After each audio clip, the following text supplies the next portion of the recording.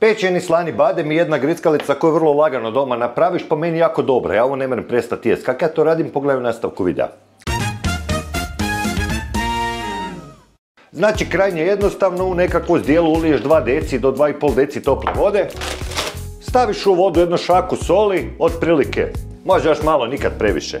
Fino to razmotiš, to jest otopiš tu sol i istreseš unutra pola kilograma badema.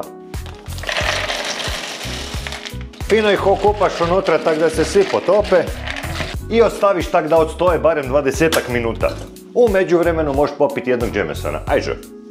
I evo u ovoj kratkoj pauzi dok čekam da se predstavi malo, ja sam Duh iz kuhinje, naime u kuhinji kuham za tebe već 4 godine, neki me prate od samih početaka, neko ko ti možda gleda sad prvi put.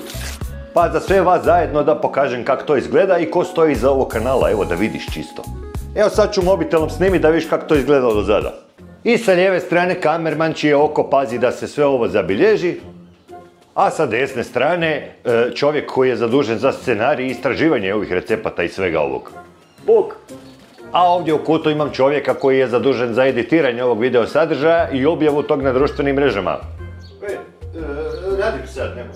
I evo sad kad si upoznao cijelu ekipu možemo dalje, znači upališ pećnicu da se grije na nekakvih 180 do 200 stupnjeva. Ja ću staviti na 200. U međuvremenu se pećnica ugrijala pa uzmeš nešto papira i staviš u protvor za pečenje. Procijediš ove bademe i raširiš po papiru. Staviš peć na ravno 10 minuta tih 200 stupnjeva. Nakon 10 minuta sam malo rastreseš i možeš raditi nešto drugo, pripremiti si recimo ručak. Evo nakon 10 minuta izvadiš van i malo rastreseš rukom, pazi vruće, zalijepilo se. Okreneš ih, hajmo reći. Pazi vruće i vratiš u pećnicu na narednih recimo 4 do 5 minuta. Moraš samo paziti da ih ne prepečeš, to je da ti ne izgore, jer ako pocrne budu pretamni, budu gorki i to nije baš najbolje po meni. Ajde. I nakon samo još 5-6 minuta vadim van, gotovo je to, počeo se širiti ovaj miris badema po cijeloj kući. Pogledaj. S obzirom da su bademi puni masnoće, oni se sad još uvijek peku, ostaviš ih na ovom limu da se ohlade i to je to.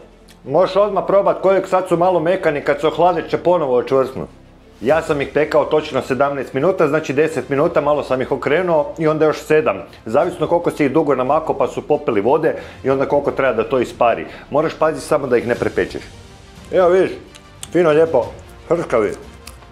Po meni jedna zdrava grickalica, mislim da je puno bolja od bilo čega kupovnog. Probaj napraviti, jako dobri badebi. Na ovaj način su mi najbolji, možda čak bolji nego oni ušećereni.